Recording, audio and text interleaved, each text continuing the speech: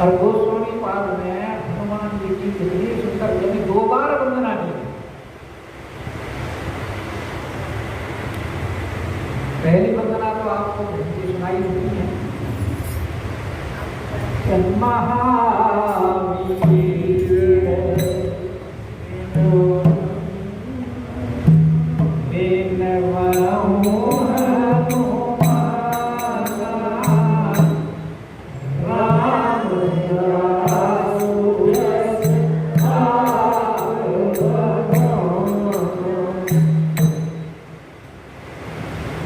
गोस्वामी तुलसीदास जी हनुमान जी की वंदना महावीर के नाम से करते हैं।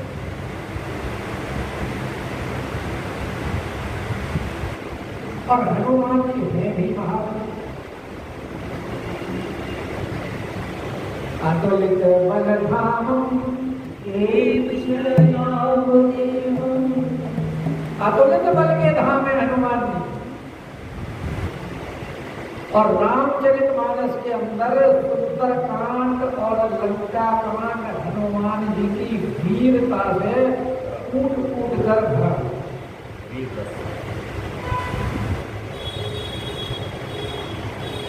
तो वीर रक्षा करने में समर्थ कौन होता है? तो वीर होता है।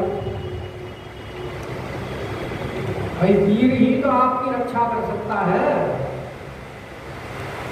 और जो कमजोर होगा वो तो इच्छा तो उत्तम करेगा। अब तुलसीदास जी की तो पग पग पर रक्षा की है। अभी रोज आप हनुमान बाहु पढ़ते ही हैं, हनुमान जी को तुलसीदास जी कर हनुमान जी को तो गोस्वामी जी के जब शरीर में पीड़ा हुई और समस्त उपाय करके हार गए, तब अंत में हनुमान जी की ही शरण में गए। तो महावीर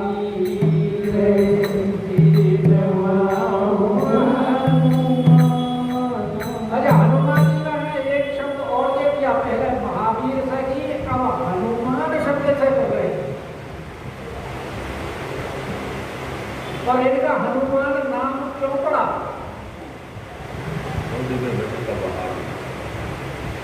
आप रोज यहाँ मंगलवार को हनुमान चालीसा के बाद में संकट मोचन पढ़ते हैं।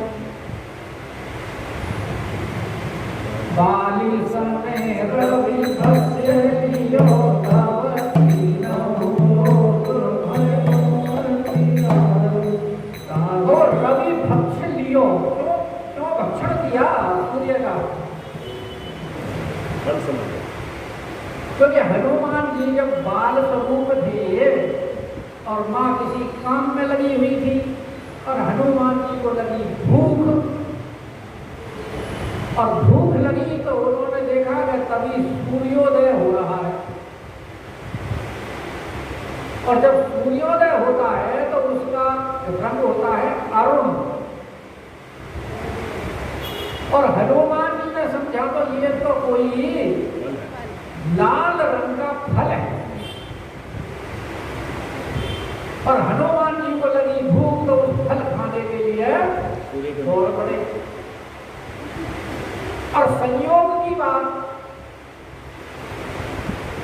उसी दिन राहु को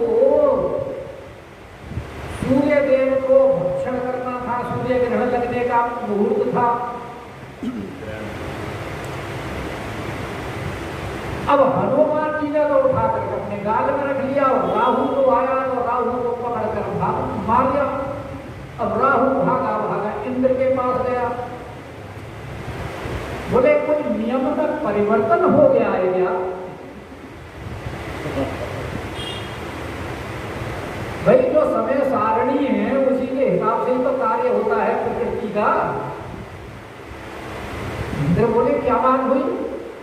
तो बात क्या हुई? आज नंबर तो मेरा था सूर्य ग्रहण करने का, और वहां तो कोई और करके बैठे हैं उसे, और मैंने उसको कहा तो मेरी पिटाई कर दी। तो बलशाली तो काम कर सकता है, एक बलवीर तो अब इंद्रदेव गए, अब इंद्रदेव गए तो हाँ हनुमान जी गाल में रखे बैठे थे उन्हें। इंद्र ने अपने वज्र का प्रहार किया, और इंद्र का वज्र तो अमोघ माना जाता है। जिस वज्र से वृत्तासुर का वध हो गया,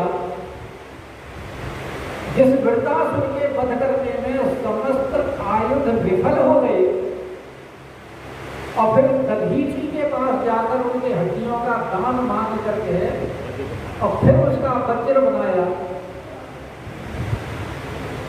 तो ऐसा जो उनका दिव्यास्त्र था वो हनुमान जी की तरफ जब उन्होंने उसका प्रहार किया तो हनुमान जी के थोड़ी में थोड़ा सा गड्ढा हुआ, और कोई प्रभाव सिर्फ मूर्छित हुई। नहीं तो इसकी संहार शक्ति ऐसी है कि उससे कोई बचता नहीं। जैसे इसमें 3 प्रमुख है संहार शक्ति में, इंद्र का वज्र, भगवान विष्णु का चक्र, और भगवान शंकर का त्रिशूल।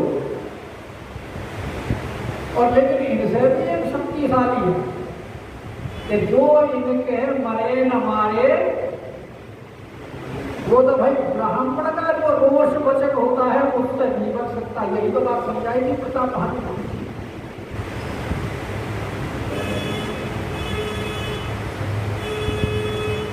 तो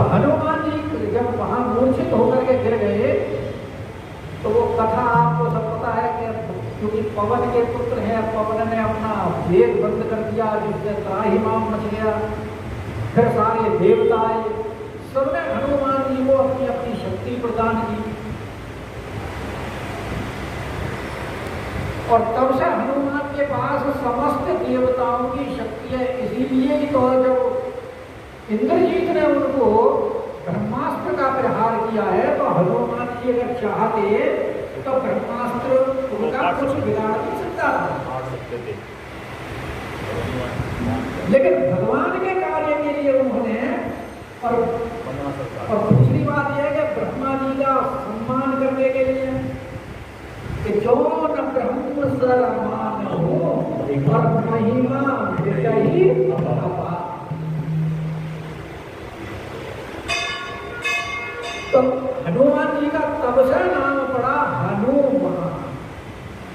अच्छा, संत लोग हनुमान की एक और व्याख्या करते हैं।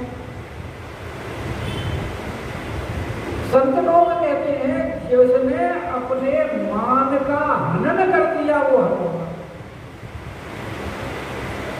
और हनुमान जी ने कहीं भी अपना मान प्रदर्शित नहीं किया, सिर्फ एक प्रसंग को छोड़ पूरी रामचरितमानस में। वो प्रसंग कहाँ है? जब वो संजीवनी बूटी लेकर के आ रहे हैं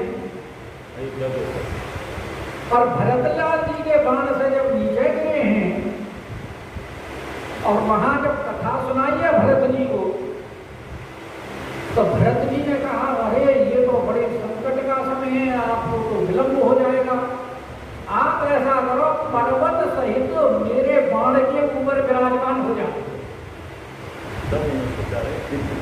तब ना हनुमान जी को अभिमान आया क्या पर्वत सहित मेरे भार को ये बाण कैसे सहेगा। तब प्रभु की महिमा का स्मरण हुआ, क्योंकि भगवान तो अपने जन का अभिमान ग्रहण कर लेते हैं, खा जाते हैं।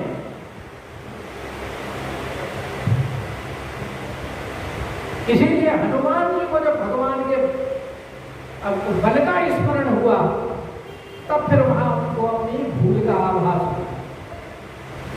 तो हनुमान ने पूरे रामचरित में मानस में कितने बड़े बड़े अलौकिक कार्य किए हैं, लेकिन कभी उन्होंने अभिमान नहीं किया। इसलिए कह रहे हैं कि महावीर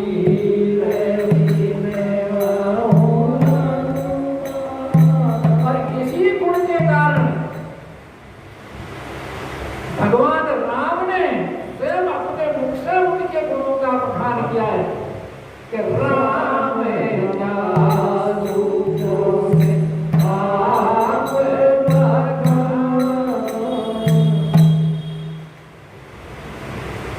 किष्किंधा कांड में जब ले गए हैं हनुमान जी मिले हैं राम जी से, पहले तो दोनों आपस में भूले गए।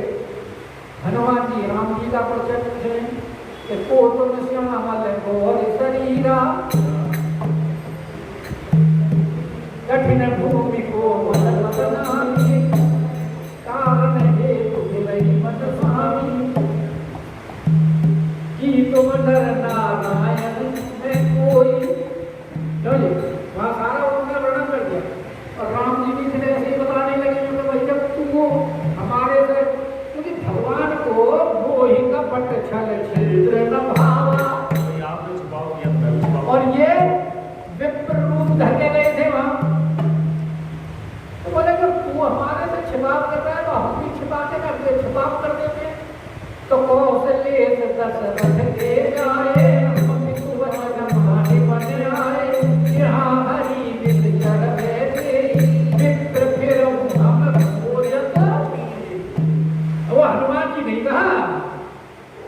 हनुमान जी को विप्र कहा है। और बाद में फिर हनुमान जी ने अपनी गलती स्वीकार की, प्रभु हम तो जीव हैं, हम तो भूल सकते हैं, आप अपने सेवकों को कैसे भूल गए। तो फिर भगवान ने उनको उपदेश भी दिया है कि भाई हमें जो अनन्य और अनन्य भी कैसा, अनन्य की परिभाषा बताइए वहां भगवान ने स्वयं अपने मुखार बंद कर के सो अनन्य जाके अनन्य भी कैसा, सो जाके असी कैसी, असी क्या मति, जिसकी ऐसी बुद्धि हो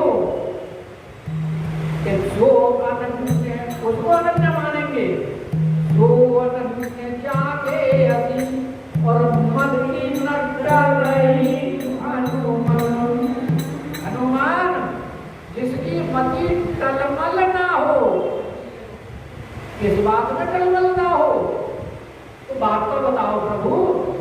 क्योंकि बात ये है कि अनन्यता ऐसी होनी चाहिए कि सरासर जो चराचर सृष्टि है उस चराचर सृष्टि में स्वयं अपने भगवान में सेवक सचराचर,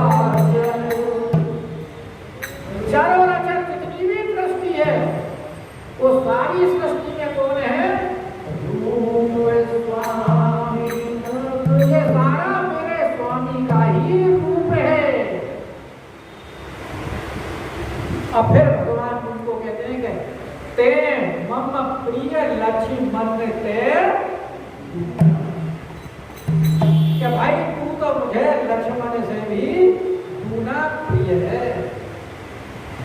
और जब जानकी जी का समाचार दिया है कि प्रत्युपकार करूंगा तोरा, अरे भाई तूने तो मेरे ऊपर इतना बड़ा उपकार कर दिया कि अब इसका मैं कोई उतार नहीं कर सकता। क्यों नहीं उतार सकता कि राम जी की पत्नी घोड़े पर उनकी खबर ला करके हनुमान जी ने दी है, और वह ऋण तो जब उतरेगा कि हनुमान जी की पत्नी खोए और फिर राम जी ढूंढने जाएं, और राम जी ढूंढ करके फिर हनुमान जी को बताएं कि तुम्हारी पत्नी फलानी जगह है, और हनुमान जी ने विवाह किया नहीं, तो बताओ फिर ये उतरे कैसे ऋण। तो भगवान कह रहे प्रत्युपकार करूंगा तोरा और सन्मुख होई न सकत मन मोरा। और एक प्रसंग नहीं है, अन्य बहुत, क्योंकि हनुमान जी ने इतनी से मारुत शुद्ध सब मारुत करें, वहां भगवान का दरबार लगाया, वहां भी हनुमान जी पंखा कर रहे हैं, और जहां भी पंचायतन है पंचायतन में हनुमान जी अवश्य विराजमान रहते हैं, बाकी और हो ना हो। तो इतना महत्व राम जी को दिए, राम जी ने उनको दिया है किस लिए, यही इसलिए गोस्वामी बात कर रहे हैं कि राम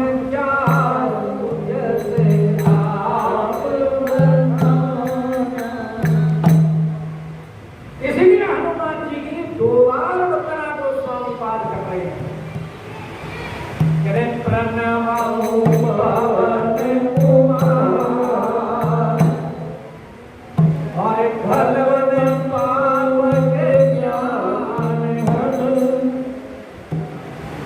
हनुमान जी कौन है,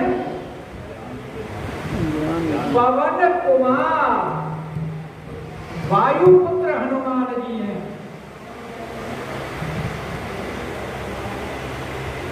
और हनुमान जी भी जैसे वायु सर्वत्र विद्यमान है,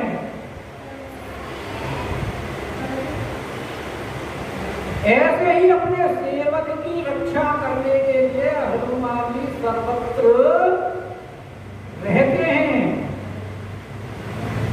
अभी आप हनुमान बाहुर पढ़ रहे हो ना, तो उसमें लिखा है ना कि सेवक हित संतत निकट, और मेरे ख्याल पहले वाले में ही है शायद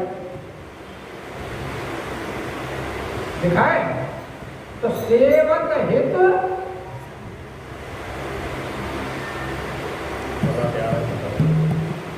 किताबें लानी पड़ा चाहिए, क्या करो पता तैयार है, ये रहा पहले में ही है कि है तुलसीदास सेवक सुलभ। देखो इनकी सेवा बड़ी आसान है,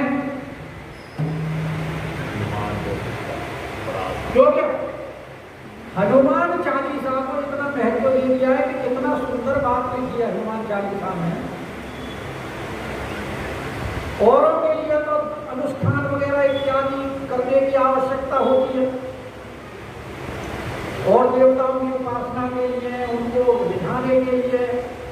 और यहाँ हनुमान चालीसा में कहते हैं तुलसीदास जी कि जो ये पढ़े हनुमान चालीसा, इसमें कोई बुद्धि लगाने की जरूरत नहीं है, चाहे तुम्हारे समझ में आए बताए। और इसके अंदर कोई बदलिश नहीं है। कोई कहता है स्त्रियों को हनुमान जी की उपासना नहीं करनी चाहिए। अरे भाई क्यों नहीं करनी चाहिए? जब हनुमान चालीसा में साफ साफ लिख दिया कि जो, और जो में कोई ये थोड़ी कहा है कि स्त्री या पुरुष हो या कोई और, कोई भी पढ़ो कि जो ये पढ़े हनुमान चालीसा। सिर्फ पढ़ने से ही देखो, कोई अनुष्ठान नहीं, कोई पुष्करण नहीं, सिर्फ पढ़ने से ही फल है। और क्या होगा कि जिस काम को आप सिद्ध कराना चाहते हैं, वो काम तुम्हारा सिद्ध हो जाता है कि हो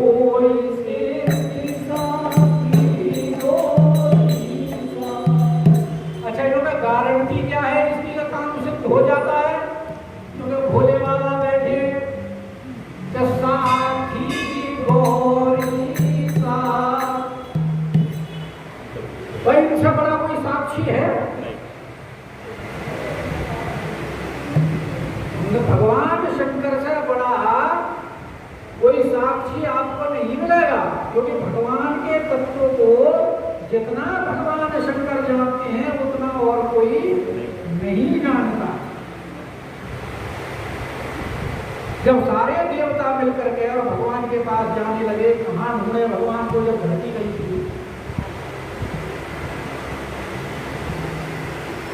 तो सब विचार करने लगे। तो भगवान शंकर पार्वती जी को कथा सुना रहे थे, तो बोले हम उमा रहे थे, हाँ हम पर इतनी संगा, हम वहां पर थे। और फिर हमने कहा सबको कि भैया तुम क्यों परेशान हो रहे हो, कि हरि व्यापक सर्वत्र समाना और प्रेम करते हो। भगवान को जहां प्रेम है वही है।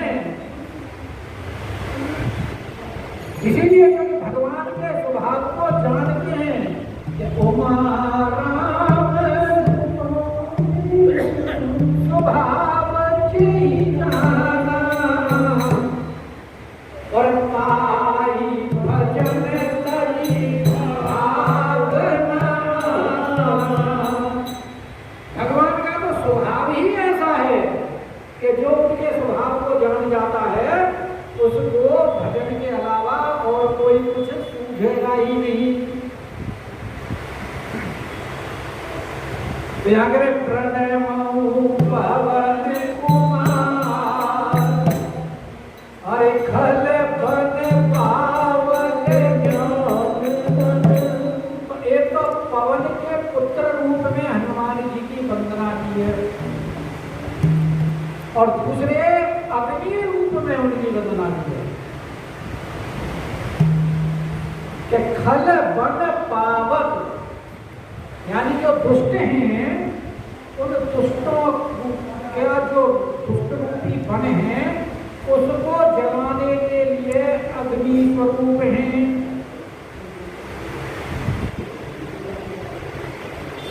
तो भाई जलाने में तो अग्नि जितनी समर्थ होती है उतना कोई समर्थ होता नहीं, तो हनुमान जी अग्नि स्वरूप कैसे हैं? क्योंकि प्रकृति के जो 5 तत्व हैं, क्षिति जल पावन गगन समीरा, पंच रचित यह अधम शरीरा, ये ना 5। तो इनमें जो पृथ्वी तत्व है उसकी उत्पत्ति किससे है? अग्नि से, तो जल से। और जल की उत्पत्ति है अग्नि से, और अग्नि की उत्पत्ति है वायु से। तो वायु से किसकी उत्पत्ति हुई? अग्नि के से। तो पिता से पुत्र की उत्पत्ति है, आत्मा जाएंगे, आत्मा ने मतलब पिता ही पुत्र के रूप में स्वयं अवतरित होता है, जन्म लेता है। तो इस हिसाब से पवन का ही स्वरूप दूसरा अग्नि का है। और भाई जहां आग और वायु दोनों का अगर संयोग हो जाए तो जलने में कितनी देर लगती है? तो दुष्ट रूपी वन को जलाने के लिए गोस्वामी पाद हनुमान जी की वंदना करते हुए हैं कि खल वन पाप। और सबसे बड़ी बात है कि ये खल कौन है? काम, क्रोध, लोभ, मोह, मत्सर, ये समस्त खल ही तो हैं।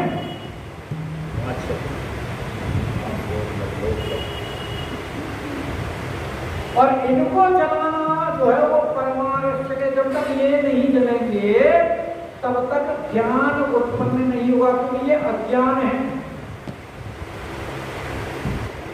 इसीलिए खल वन पावक दुष्टों का जला करके और हृदय को पवित्र करके ज्ञान रूपी ज्ञान घन, क्योंकि जो दावानल से जो अग्नि प्रकट होती है और उससे जो धुआं उठता है, जो मेघ बनता है, वो मेघ कल्याणकारी होता है। तो यहाँ जब दुष्टों को जलाएंगे, दुष्टों की वन को जलाएंगे हनुमान जी, उससे जो ज्ञान प्राप्त होगा, जो भी उससे जो बादल बनेंगे, ज्ञान रूपी बादल, वो कल्याणकारी होंगे, इसलिए ज्ञान घन है। जासु हृदय